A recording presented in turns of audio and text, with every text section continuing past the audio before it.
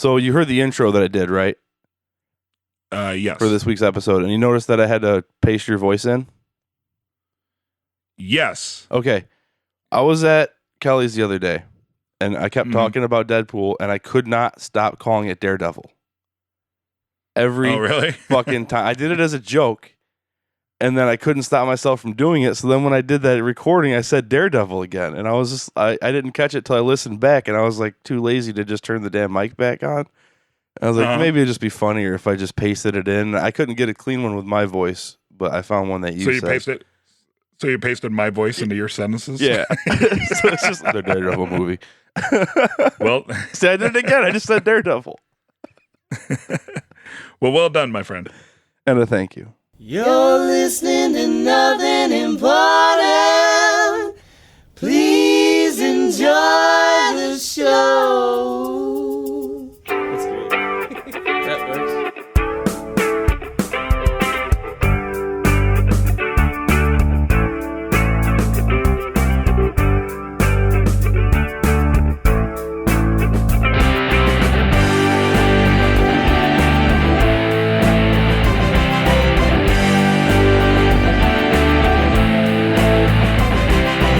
Strap on your tampon. It's that time of the month on the Nothing Important podcast.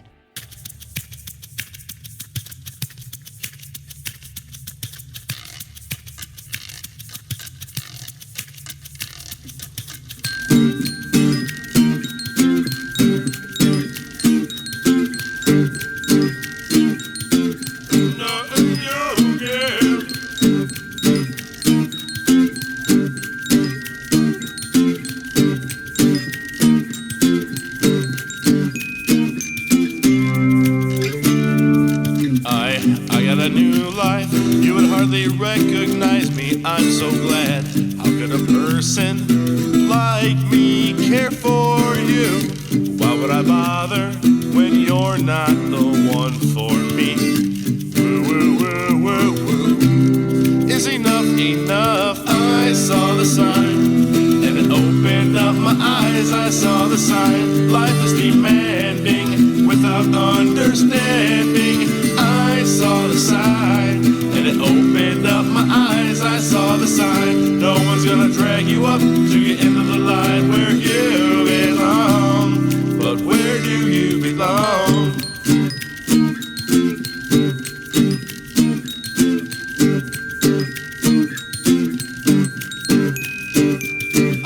Under the clear moon, for so many years I wondered who you are. How could a person like you bring me joy? Under the pale moon, where I see a lot of stars. Wow, wow, wow, wow, wow. Is enough enough? I saw the sign, and it opened up my eyes. I saw the sign. Life is demanding without understanding. I saw the sign, and it opened up my eyes. I saw the sign. No one's gonna drag you up to get into the line where you belong. But where do you belong? Oh, oh, oh, wow. Oh, oh, oh, wow. Oh, oh, oh, wow. Oh, oh.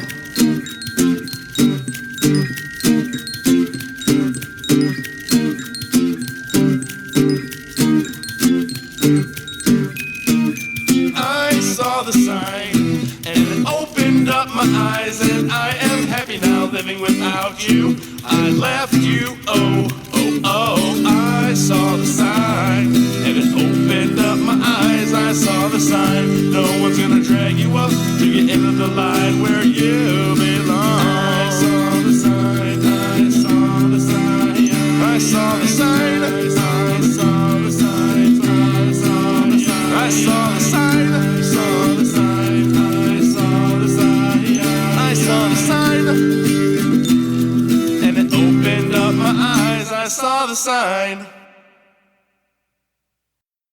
Ladies and gentlemen, this is the Nothing Important podcast. My name is Brian, and with me, as always, is your host for this evening, Dave. Dave, I gave you host duties this evening. Oh God, no. Yeah, this is all you. I talk a lot. You're the guy now. Awesome. So What would welcome. no, I mean, I feel like Garth when Wayne quit. Like, yeah, I'm like having really fun. awkward. Nah. Yeah. So as you know, but I don't know how many other people know. They probably heard him in the background and stuff on different recordings. I have 2 daughters, 2 little girls. Mm-hmm. We had the one daughter. I was incredibly excited. We tried for the boy, ended up with another daughter. So now I'm just done. Like, I'm defeated. I'm not going to roll those dice again. And later this month, I'm going to go get fixed, which we'll do a show about. Should be hilarious. Nice. So, yeah. Nothing like putting personal stuff out there for the world to hear. But my daughter, she's a beautiful little blonde-haired, blue-eyed girl, and is absolutely infatuated with Disney princesses and Barbie. Because she's a female American underneath the age of 8. Yeah, loves Barbie. Like, has the house. We have the Barbie Corvette. we have the Barbie glamper, like glamper camper or glam camper, I think. And I was playing with this thing on Christmas when I was putting it together for Santa Claus, and it occurred to me that pretty much it looks like a giant van, but it has all these panels that flip out and change into different stuff. And I'm like, wow, that's pretty much just a giant transformer for girls. Like, that's all this thing is. So anyway, she has a ton of stuff. She has a Barbie dream house. It's, and she loves style, fashion, getting her nails done and all that. This weekend, my mother came to visit. I had to do some stuff with work, so my mother came up to watch the girls because our nanny was off for the weekend. So, when, you got to give the nanny time off. So when the nanny isn't here, we needed help while I was at work. Right. Anyway, my mother brought my daughter a Curvy Barbie. What, Brian, is a Curvy Barbie? It's first off, it's exactly what it sounds like. It's a Barbie, but it's curvy. And I think it's funny that they put emphasis on the curvy, because it's not like they could say like fat, chubby, or overweight Barbie. It's just and morbidly obese Barbie with insulin injections. Right. And my wife is hilarious. The first thing she did, the first thing I think like every girl's first reaction whenever they play with Barbies is for whatever reason to take the clothes off. Mm-hmm. Right. And but my wife, she's like, okay, I want to see Curvy Barbie. And my wife commented that Curvy Barbie, although her proportions are supposed to be more akin to the average female, especially U.S. female, my wife was aggravated that 1, Curvy Barbie is wearing granny panties, and 2, Curvy Barbie still has a thigh gap. And my wife thought that was the biggest bunch of bullshit she'd ever seen in her life. You can't make the plastic rub together; you'll break it. So anyway. So does she come complete with stretch marks? No, but she seriously has granny panties, like a little belly, like big ass hips and a big ass. Cellulite thighs and terrible skin. Yeah, very for Barbie, roundish face. Mm. A little heavier in the bust, she's a not obese, but she's a thick gal. Curvy Barbie. She's curvy, right? Curvy Barbie. And some of my wife's friends, because my wife is telling them how funny it is that we got this Curvy Barbie, and some of my wife's friends are like, I just think that's so great. I just think that's so great to show little girls what real women's body looks like. But I'm like, I really think that whole issue is way fucking overblown. Like nobody's gonna make a fucking Superman doll for me with a beer belly and double chin. Exactly. And you will never hear guys be like, oh, I don't feel that's an accurate representation of the average male's body. That guy needs to have exactly. How come fucking He-Man isn't balding? You know what I mean? Yeah. Yeah, it's called a fucking fantasy. I mean, yeah, you grew up with these growing up with unrealistic expectations of my future. Like, I don't think I'm going to leap buildings in a single bound and save the human race from fucking asteroids and shit. Right. And all it did is And my daughter, like I said, she's very she loves to have her hair done, and she loves to have her nails painted. She loves the color pink, and none of this is like at our behest. This is just her, Right. as she figures out what she likes in life. Like, we actually tried to make the determination before she was born. We're like, you know what? We don't really want a really prissy little girl who's all about like pink and all that. And we try to keep it away from her, but she naturally gravitated towards that. And it's like, well, fuck, the girl likes pink. She likes pink. She likes her hair done. Right. Get her hair done, Get her done. But all Curvy Barbie did is, it appears to me that Curvy Barbie pretty much just solidified my daughter's stance that that she doesn't want to be Curvy Barbie. like nowhere did she make the connection like, oh, this is what mommy's body looks like because mommy has babies, or this is what my friend's mommy's body looks like because mommy has babies. She just put it together as, well, it seems like I'd just rather be the more fit and in shape Barbie. and my argument to, my wife's friends who always, like, oh, Barbie's a bad example, but really, there was literally nothing wrong with the original Barbie. Like, what the hell is wrong with a woman who takes care of herself, knows how to cook, has multiple careers? Like, if you think about it, she's independent. She has a boyfriend, Ken, but it's not like she's dependent on Ken. If anything, Ken's dependent on her. Barbie's actually a really positive role model before you put a spare tire on her belly. Yeah, she keeps personal company with mixed races. Right. She's progressive. She's independent. She's kind of a feminist. She owns a fucking mansion. Like, Barbie's doing. She's independently wealthy. Right. Barbie's doing pretty goddamn well for herself. But her specific dimensions are not achievable in. Yeah, but who cares? You know what I mean? Like, I don't know. So anyway, Curvy Barbie. Just as hilarious as I thought it would be when they announced they were making a Curvy Barbie. It did not go over as well as anybody thought it would. That's funny. Well, the reason that even came into conversation was because I was asking you about the Sports Illustrated cover with the full figured woman, and somebody had written this big article like praising how brave she was.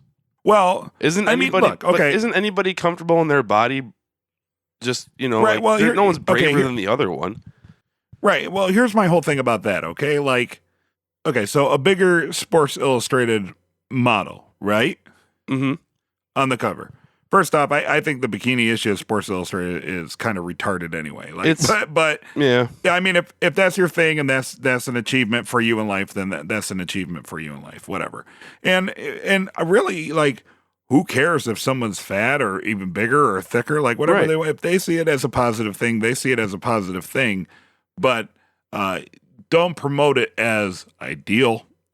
You know what I mean? Like, look, I'm an overweight man. You know what I mean? But like, even I can admit, like, I'm not like, oh my God, guys have beer bellies and double chins and they're going bald. Well, that's still not ideal. I mean, honestly, I could probably stand to be a lot lighter than I am.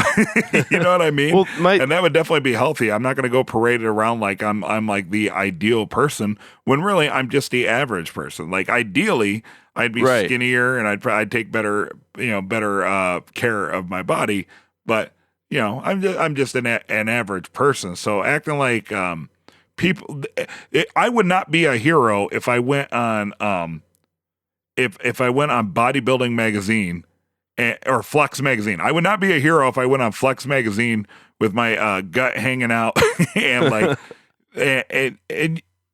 and like double chin and all that. I wouldn't be a hero. People be like, why is that fat, almost middle-aged dude on the cover of fucking Flex Magazine? Like, go lose some weight, fatty. Nobody would be like, man, he's such a hero. He's finally he's shedding light on the plight of the overweight white guy. Well, for one, you did use your overweight body to ironically win a hot body competition.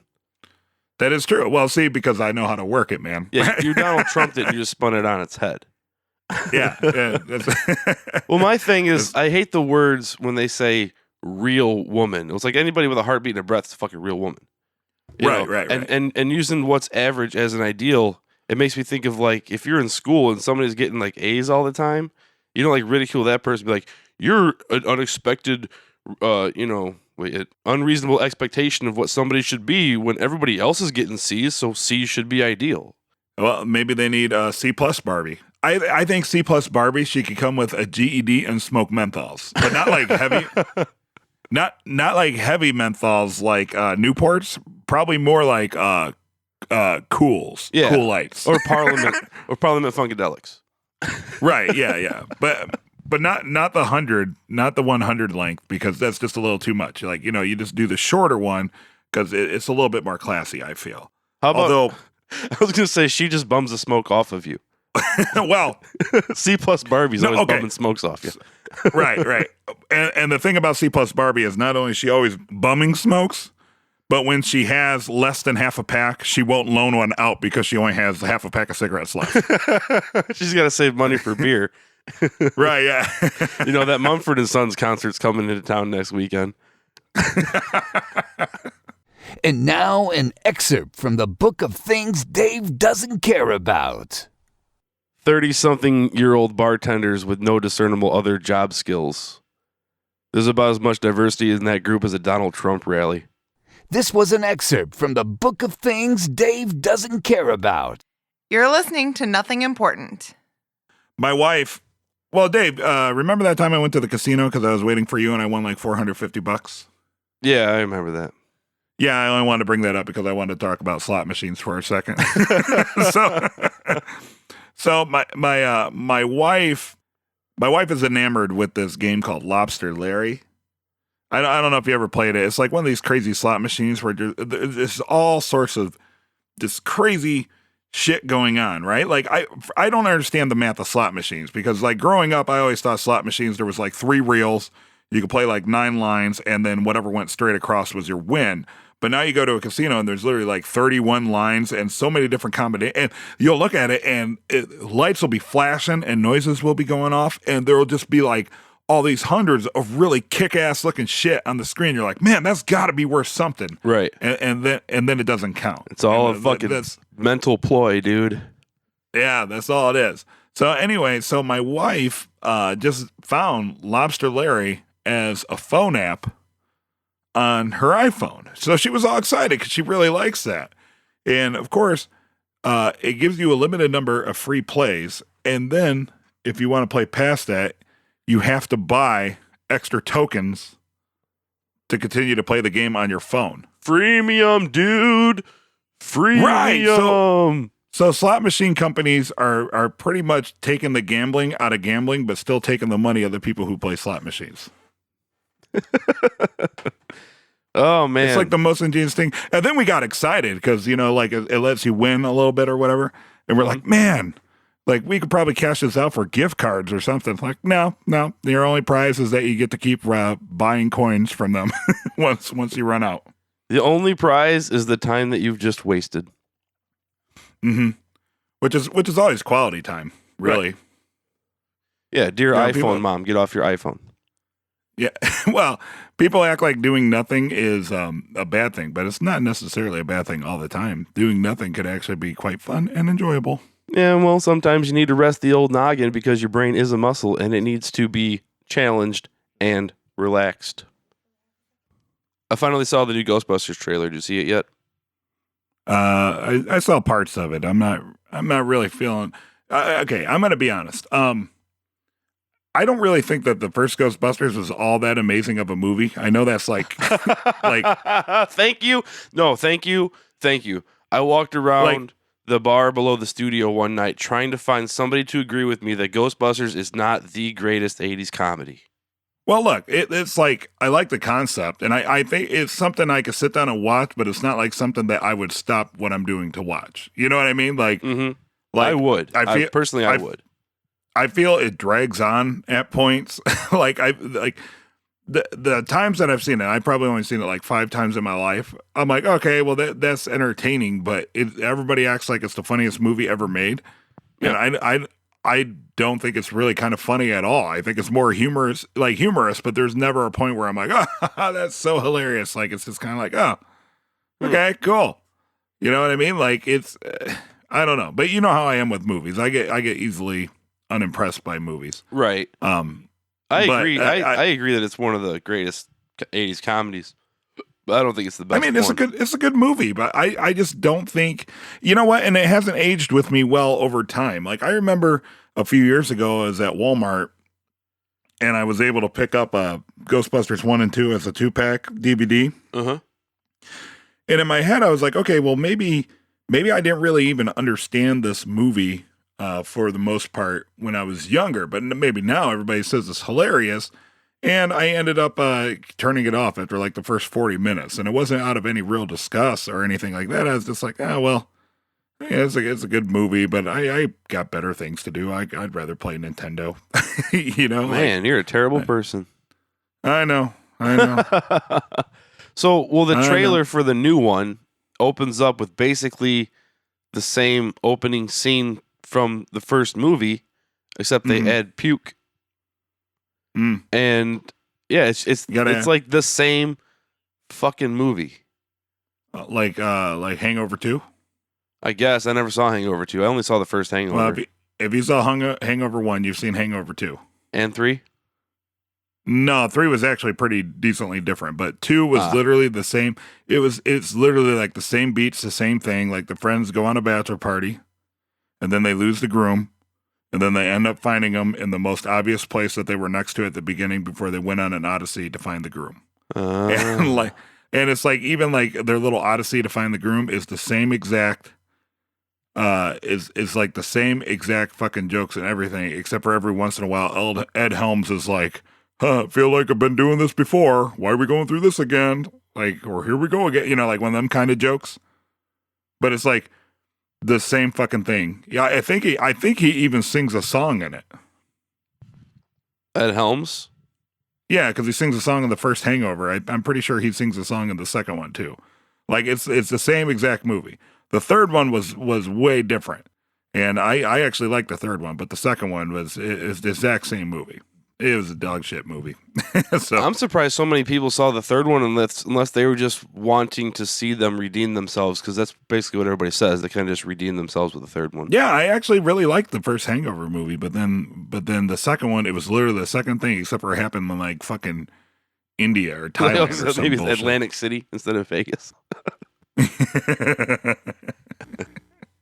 And then the third one was like in Biloxi. like they progressively just get to shittier and shittier gambling cities. Well, at least the second Ghostbusters had a different plot from the first one. Mm-hmm.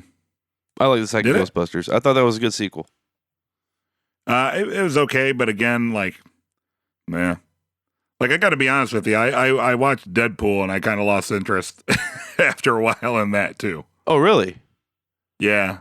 I guess I just it's funny because I'm a big comic book guy. I guess I just struggle to find what kind of movies actually appeal to me. But like I look at it, I'm like, okay, that's not a bad movie, and that's actually pretty funny. And a lot of things they did with Deadpool was kind of clever and such. But like, I just find myself like losing interest. You know what I mean? It's like, okay. It's kind of drawn out. Yeah. Like, did you see Wolverine Origins?